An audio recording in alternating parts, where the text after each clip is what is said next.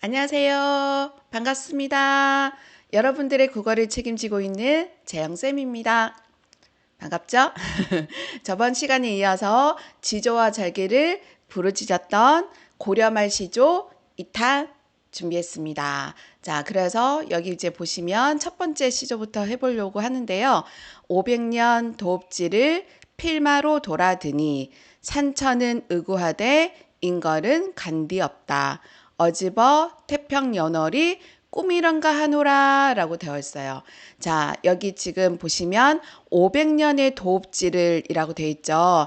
자, 고려 말입니다. 그래서 이제 고려가 기울어가는 상황이잖아요. 그래서 그 500년 도읍지라고 하면은 고려 말에 그 옛날 성터 있죠. 자, 그래서 고려의 옛 성터다라고 생각을 하시면 되겠습니다.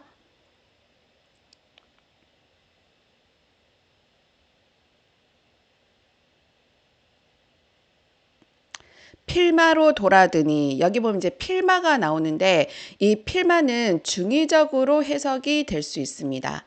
그래서 우리가 중의법이라고 하죠. 자, 그래서 어떻게 해석이 될 수 있냐면 첫 번째는 이 필마가 그냥 그대로 이제 해석을 하시면은 한 필의 말이에요.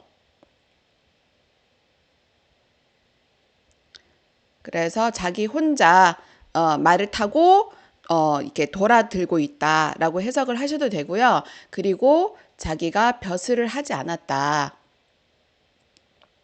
그래서 벼슬을 하지 않은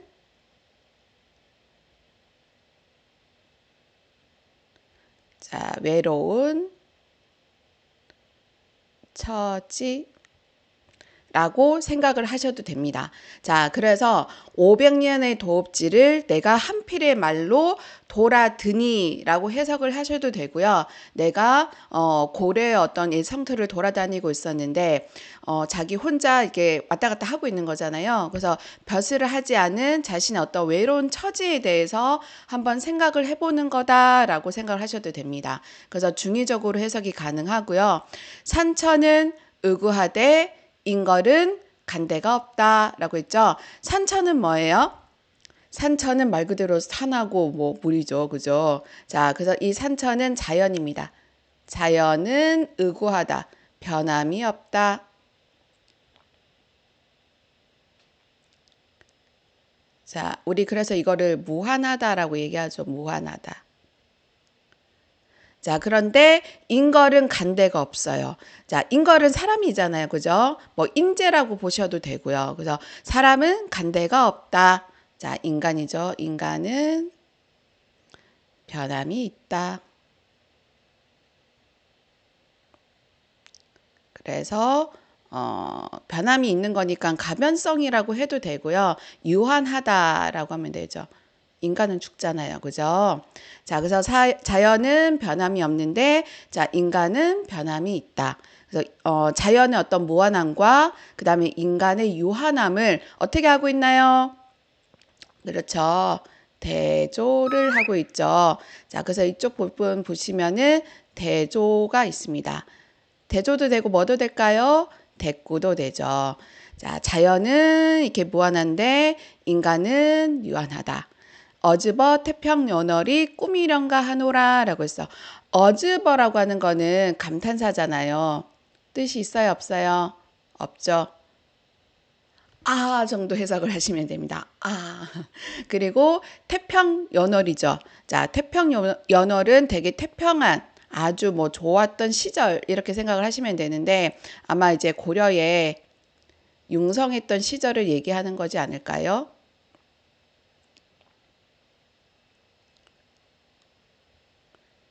시절이 꿈인 것 같다라고 하면서 자, 무상함을 느끼고 있습니다. 자, 그래서 우리가 이거를 좀 약간 유식한 말로 하면 맥소지탄을 느끼고 있다라고 얘기를 할 수가 있어요. 맥소지탄이 뭐냐면 나라가 이제 망하는 것을 한탄한다라고 하는 그런 뜻이거든요. 지금 현재 이 화자가 500년 더업지를 필마로 이제 돌아들으면서 이 자연은 이렇게 변함없는 모습을 봤겠죠. 그런데 나라가 망하면서 자, 인간의 역사는 유한하구나라고 하는 걸 느낀 거예요. 그리고 나서 고려의 그 융성했던 그런 시절을 생각을 하면서 무상함을 느끼는 거거든요. 얼마나 이제 한탄스럽겠어요. 이제 나라가 이제 망하고 있으니까. 그래서 나라가 망하는 거에 대한 한탄이라고 생각을 하시면 될 것 같습니다. 화자 누구죠? 화자. 그러죠. 나라고 하셔도 되고요. 자, 고려 유신이라고 하셔도 됩니다. 그리고 상황은 어떤 상황이다. 그쵸? 이 그 도읍지를 이게 왔다 갔다 하면서 돌아드는 그런 상황이죠. 자, 고려의 성터를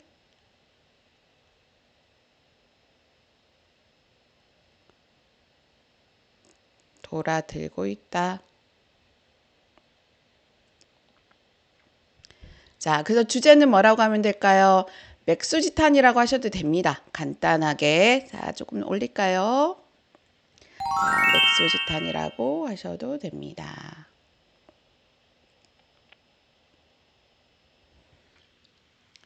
자, 그래서 500년 도읍지를 필마로 돌아드니 산천은 의구하되 사람들은 없다. 어즈버 이 고려의 융성했던 시절이 꿈인 것 같다라고 하면서 맥수지탄을 느끼고 있는 시였습니다. 제가 작가를 얘기 안 했죠. 자, 작가는 누구냐면 길제입니다. 자, 그리고 밑에 있는 시도 한번 볼게요. 자, 이 시의 작가는 원천석이라고 하시는 분입니다.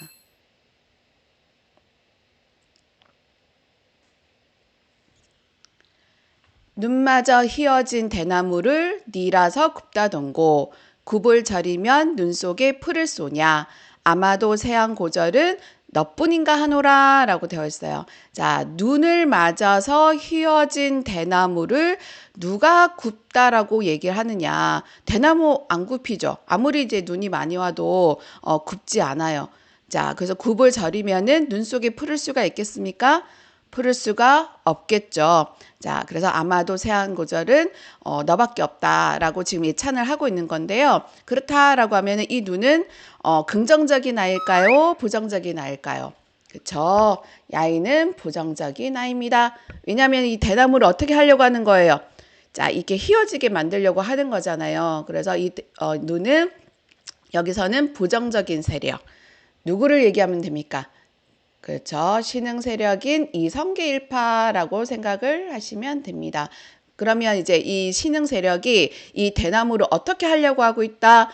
휘어지게 하려고 하고 있다. 자, 그러면 이 대나무는 바로 뭘까요? 지조와 절개를 갖고 있는 아이잖아요. 그죠? 자, 지조와 절개를 갖고 있는 고려의 충신이겠죠.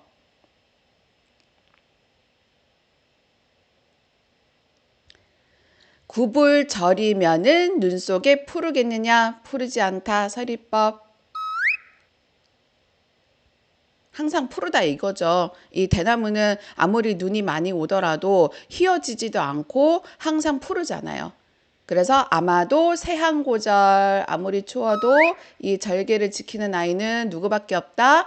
너밖에 없어. 자, 이 너가 누굽니까? 대나무죠.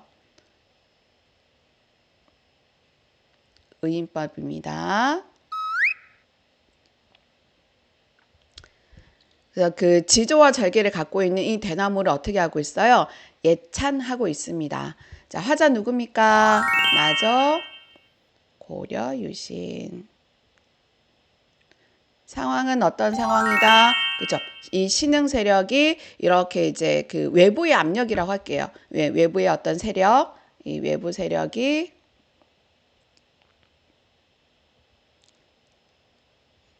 이렇게 강압적으로 들어오는 상황이다.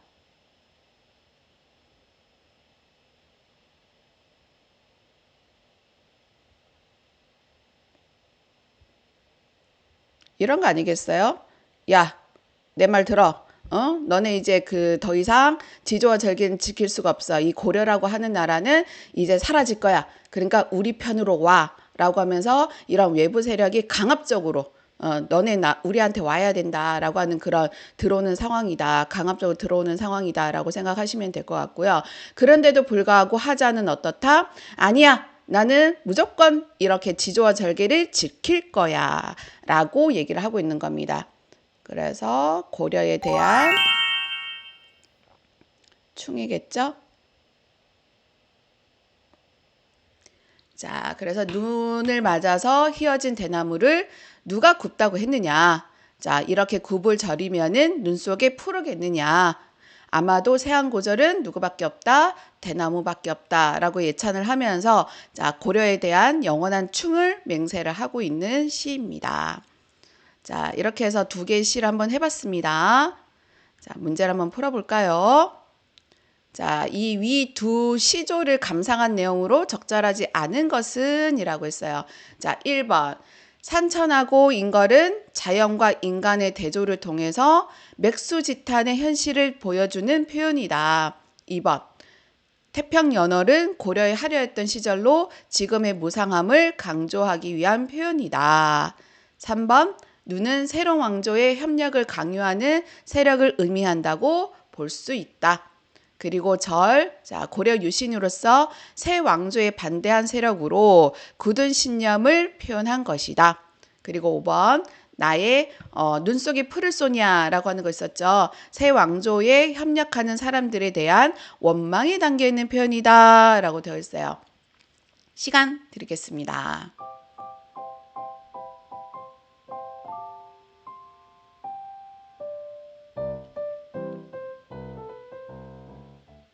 몇 번인가요? 그쵸? 5번입니다. 자, 그래서 5번을 보시면 이 눈 속에 푸르겠느냐라고 하는 거는 눈 속에 푸를 수가 없다. 그 정도로 이 대나무는 항상 푸르던 존재다라고 하면서 이 대나무가 갖고 있는 이 푸르름, 이 지조와 절개를 강조하는 표현이거든요. 그래서 새 왕조에 협력하는 사람들에 대한 원망이 담겨있는 표현이 아닙니다. 자, 그래서 5번이 틀렸습니다. 자, 이렇게 해서 이 고려 말에 지조와 절개를 부르짖었던 이 시조들을 한번 해봤는데요. 자, 이렇게 이제 우리가 뭐 다양하게 생각해 볼 수도 있겠죠. 뭐 새로운 왕조에 내가 이렇게 협조를 해서 새로운 시대에서 정말 내가 잘해보겠다. 라고 생각을 해볼 수도 있겠지만 이때 당시 어떤 유학자들은 하나의 신념을 가지고 살았던 사람들이 많아요. 그래서 자기가 내가 꼭 지켜야 될 것들에 대해서는 나는 지켜야 되겠다. 그래서 새로운 왕조가 아니라 지금 현재 어떤 고려 말의 왕이라든지 이 고려라고 하는 나라를 지키고 싶었던 사람들이 꽤 있었습니다. 그래서 그런 분들이 이런 시조들을 남긴 거죠. 그래서 우리가 뭐 이게 변화에 따라서 이렇게 유두리라고 하잖아요. 융통성 있게 이제 행동을 하는 것도 되게 중요하다고 저도 생각을 하긴 하지만 이렇게 자기가 꼭 지켜야 될 거에 대해서 신념을 가지고 지키는 것도 되게 중요한 것 같기도 합니다.